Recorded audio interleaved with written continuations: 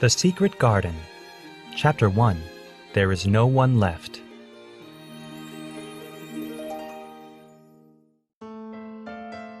When Mary Lennox was sent to Misselthwaite Manor to live with her uncle, everyone said she was the most disagreeable-looking child ever seen.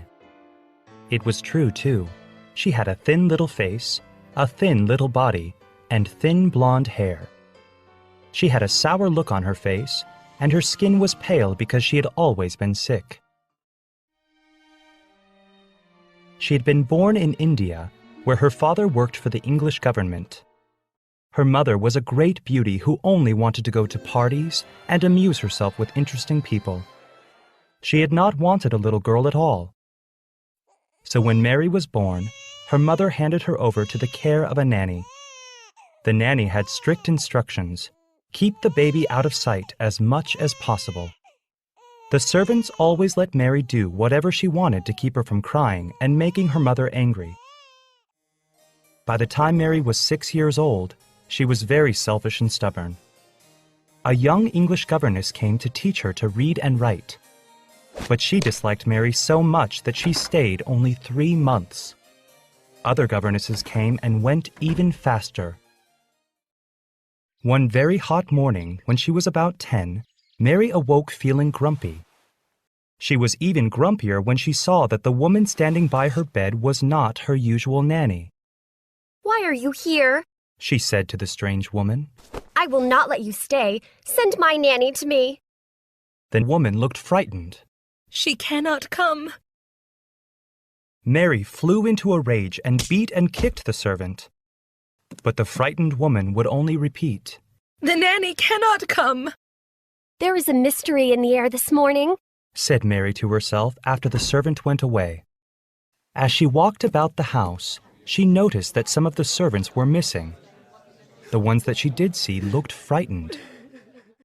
She went out into the garden and began to play under a tree near the porch. "I can pretend to make a flower garden," said Mary. She stuck big red hibiscus blossoms into little heaps of earth, but still felt angry that her nanny had abandoned her. Suddenly, someone came out on the porch. It was her mother and a young English soldier. Her mother's face and clothes were as beautiful as ever, but something was wrong. Mary's mother looked upset. "Is it so very bad? Oh, is it?"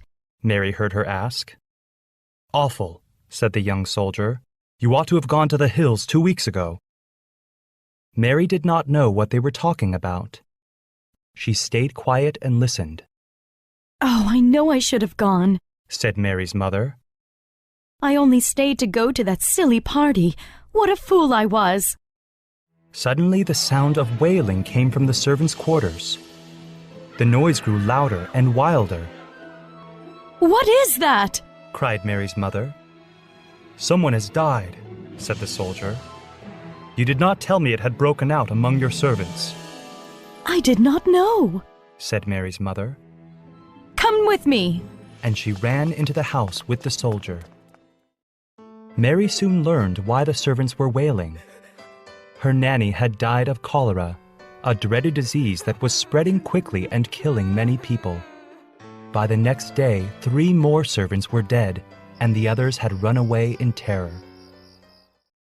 During the confusion of the following day, Mary hid in the nursery and was forgotten by everyone. Nobody thought of her, and nobody wanted her. Mary alternately cried and slept through the hours.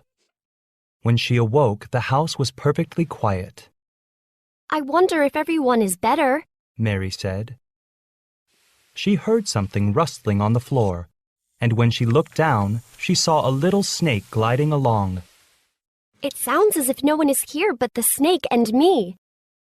The next minute she heard footsteps on the porch and voices in the house. Mary jumped out of bed as a soldier came into her room.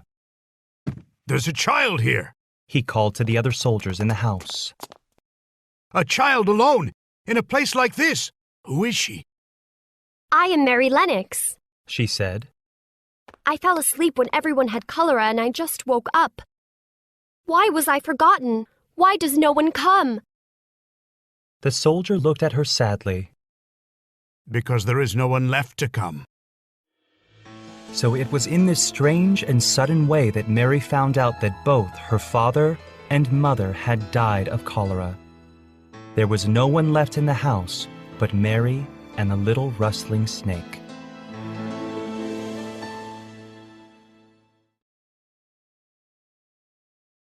Mary made the long voyage to England under the care of an officer's wife who was taking her children to boarding school. The officer's wife was too busy with her own